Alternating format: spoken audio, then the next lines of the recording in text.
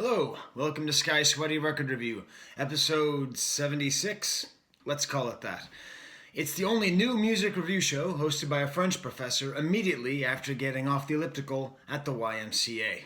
So, today I'm going to be talking about rap, I'm going to be talking about hip-hop. I'm just going to throw this up here, Professor Paine's pretentious preface.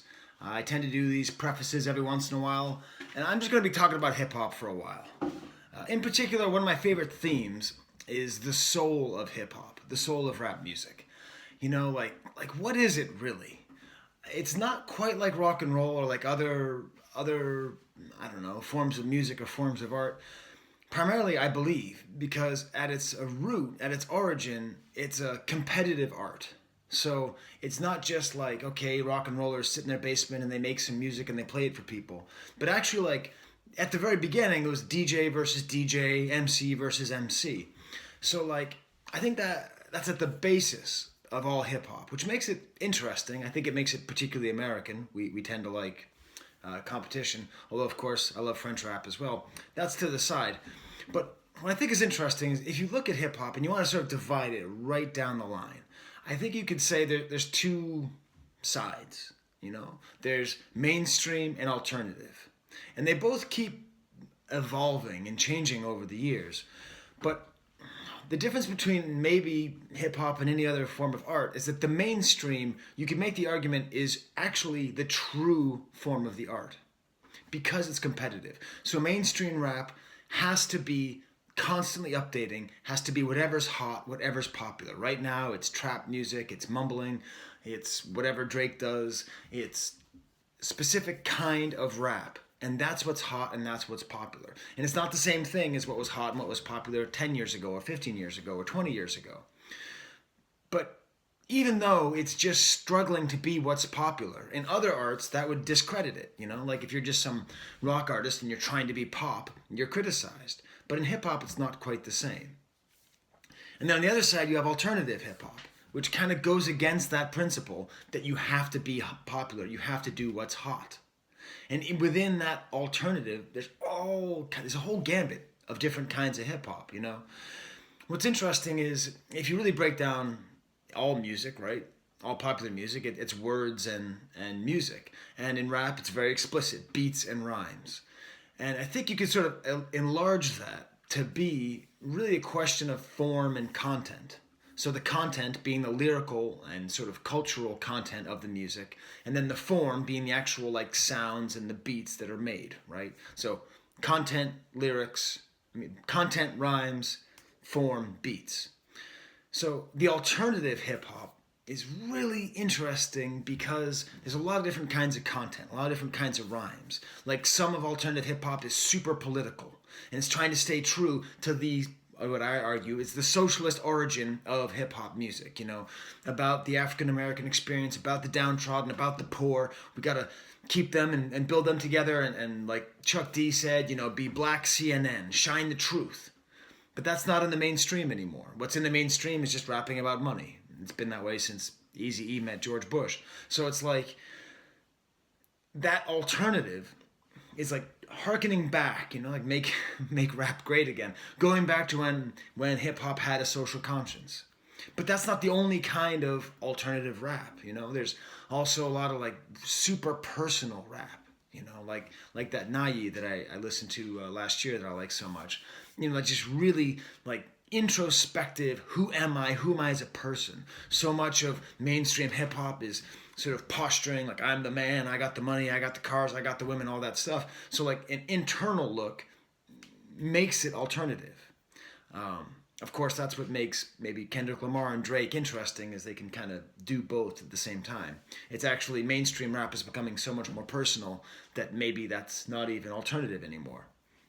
And then you have just, I don't know if there's an actual term for it, just nerd rap, where just like people make hip hop music and they're just nerds. And I don't mean nerds like, you know, like cool Big Bang Theory nerds. They're like, you know, straight up nerds, like obsessive about, I don't know, science fiction, video games, pop culture, or obsessive about hip hop itself, talking about the history of hip hop. In a way, I think when we look back at the first 50 years of hip hop in a couple of years, whenever that is, in a decade, I think we'll start to see the Wu-Tang Clan as being the best mixture of all this stuff. And it's the best mixture of all this stuff because for a long period of time, it was what was hot. It was the newness. The form was revolutionary. The RZA was making music like no one had heard before. The content was kind of old school. Kind of went back to like just rhymes, It was a little bit personal. It was a little bit political. It was a little bit of everything, all mixed together. And it was super duper nerdy. All the kung fu references and 70s blaxploitation. And even the way they talked about like crime and drugs, it felt like they were play acting, like they were LARPing as gangsters, So that leads us to today's album. 7L and Esoteric with Inspector Deck formed a band that they call Czarface. And in this form of music, they have albums with other rappers. And in this case, it's with Ghostface Killah from Wu-Tang Clan. So first of all, I just want to show you the cover of the album so you get a concept. When I talk about nerdy rap, okay, this is intentionally hearkening back to Marvel and the 70s, and it's supposed to have that kind of feel. First of all, this is really great. I really enjoyed this album. I have a hard time picking out a favorite song because it's so consistently good. The beats and the rhymes, I'll get to that soon.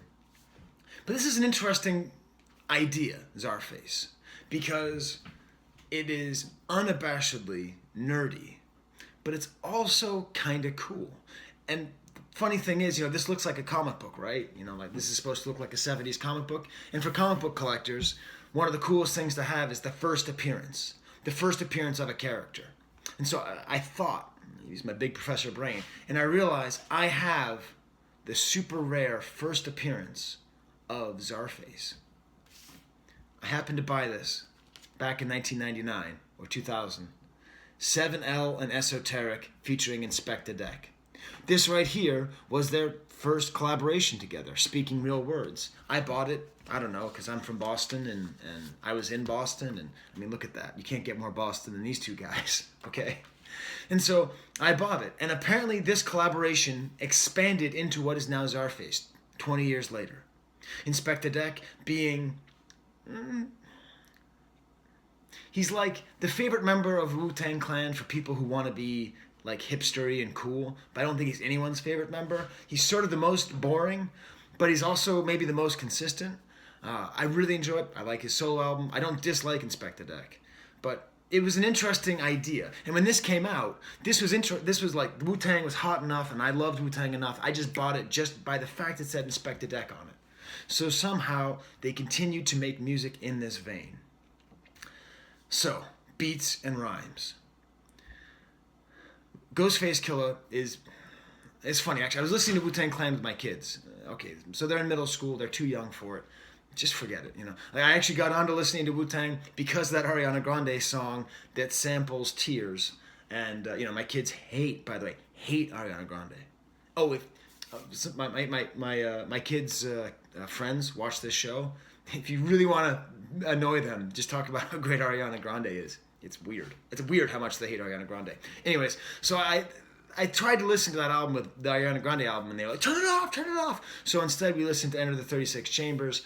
If you have kids, I suggest you have them listen to it. Skip the songs that are super misogynistic, super violent, and just expose them to great music. Because it's a great album, and it's like the forefather of all this stuff, this kind of alternative, hip-hop, nerdy rap that's also cool. I don't know how it does it. I don't know how Czarface does it. It's also a cool album while being maybe the nerdiest thing I've ever heard. Perhaps why it's cool is that Ghostface Killah is on it. And so Ghostface Killah and Inspector Deck, both members of the Wu-Tang Clan, add like a certain gravitas or respect or street level, grime coming from the Wu-Tang. I don't know. Beats and rhymes. I don't know where these guys get this stuff. I don't like the beats. I don't even like every beat is really good. Every beat on another album, I'd be like, oh, these guys really know what they're doing. I think all the beats are made by 7L. I think is that guy right there. I'll just play you just a little selection of what some of their beats sound like. Here's a song, Face Off. Just listen to how like it's like these samples come from songs that they must have written or something. I don't know where they get these samples, how they put them together. Check it out.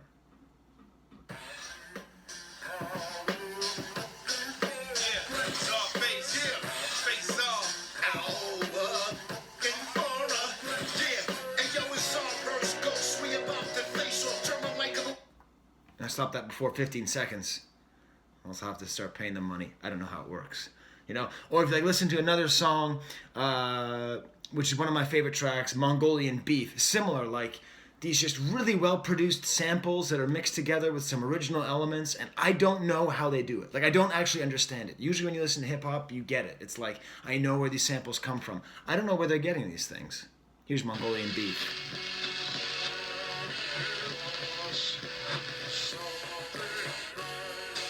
You know, they're mixing up the speed. Like, yo, 36 chambers, peace to Osiris. You can see the weakness of a man right through his iris. You can see the weakness. You know, like, you hear that sound, how it doesn't quite make sense. It's like, it's got this like buzz to it. I don't know. You can dance to it. You can nod your head to it. All the beats are great. Seriously, just listen. I mean, if that stuff interests you, the way this stuff sounds, you know, there's like actual scratching. So to a certain extent, this can bother me at times because it feels like it's trying too hard to be the old hip hop, the way things used to be. But in this case, it just works. I don't know. It's the combination of all of them. When it comes to the rhymes, so first of all, you have Ghostface Killah's rhymes. And Ghostface is always great with his crazy slang, amazing wordplay. I've talked about him before. When I got this towel was at a concert where I actually shook hands with Ghostface. And I shook hands with George Lucas the couple days later, and I was actually probably more excited to shake Ghostface's hand. Like, I love his rhymes. But they help to counterbalance, along with Inspector Deck, the insane nerdiness of Esoteric's rhyming. Like, when I say insane, like, I'm a grade A nerd, okay? Like, pop culture, comic books, movies, all that stuff, Boston sports. Like, wow, I know a lot of this stuff. But he's, like, on a different level. It's weird because his voice is very similar to Jay-Z, but then he raps about stuff like he talks about the actor who played Darth Maul in Star Wars Episode 1. Like, coming back from the dead like Ray Park. It's like, whoa. Against the grain like a GF menu, meaning a gluten-free menu. Free popcorn like at the 99. The 99 is like this Boston area restaurant that gives you free popcorn. I like you as a person, but as an MC, you, I don't know, make me want to snap and turn you into dust like the MCU. Like making an Avengers reference with MCU and MC. He talks about Bill Burr, one of my favorite Boston comedians. He talks about Newbury Comics, one of my favorite places to buy records. He says, I got my head swole like Rocky Dennis, the actor from The Mask. Anyways, it's fun. It's weird. It makes me feel a bit alienated from it because it's not like, you know, talking about the plight of African Americans, because you maybe can't tell. Dude doesn't live the plight of African Americans, but it's beats and rhymes. In some ways, it's just as pure as the wu-tang, because it's just good beats and really good, super complicated rhymes. Like, I was on the elliptical and I was trying to write down all these great rhymes and I couldn't even do it. Those are just ones, he says, you put an S on wordplay and that becomes swordplay. Just awesome. He made a reference to polar seltzer water. It's like my favorite drink, by the way. If I could ever have a sponsorship, it would be seltzer water, okay? It's just insane. So you have that amazing mixture of super duper nerdy rhyming with street level, talking about selling crack and living in New York. In some ways, it's a great mixture of Boston and New York, I would argue. The best, if you like, just like Ghostface, right? Like, you just want a Ghostface track, listen to the song Mongolian Beef. That's first of all, just that sounds like a Ghostface song. Pretty Tony. Just Mongolian beef. That's the best. That gets a Skye stamp. The first track there that I played also gets a Skye stamp. Face Off. The whole album gets a stamp. If anything, there's not like one giant like standout because the whole thing is solid all the way through. Now, the last thing I'm going to say about this album is I'm going to get a little bit nerdy because, I'm from Boston, and these guys, once again, are really from Boston. And so I want to talk about what this made me think of. You see, there's a couple references to the Boston basketball team, the Boston Celtics. One of them is to their new player, Jason Tatum, great guy. And then at one point they make reference to one of the TV commentators for the Celtics, Tommy Heinsohn. And again, like, you have to be like so many different kinds of nerd to understand all the references in this album. And when he talks about Tommy Heinsohn, that got me thinking about the 1986 Boston Celtics. And I think that Czarface featuring Ghostface could actually be considered to be something like the 1986 Celtics. Now, if you don't know, the 1986 Boston Celtics sometimes are a code word like for racists, because it's considered to be the best last basketball team with a white player as a leader, okay, Larry Bird. And the second best player, arguably, was another white guy, Kevin McHale. So it's like this weird thing. Where, like, you're from Boston and you don't want to think Boston's racist, and you don't want Boston to be racist, but yet the basketball team that defines your city is like the last team that is predominantly white, so to speak.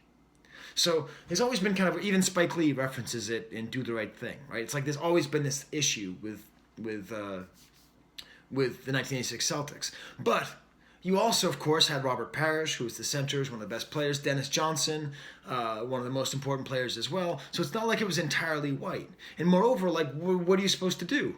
They were good players. They were on a team. Like, if you're not racist, actually, you should just be celebrating the team because it doesn't matter what race they are. They're just playing. It's not like Larry Bird was like, I'm going to be white. No, he just played basketball. Same thing. So, like, this album really reminds me of the 1986 Celtics. And I'm actually going to put players on each of them. There's a chance that they'll watch this. The members of the band will watch this. So this is actually for them because I think they might think this is a funny idea. All right.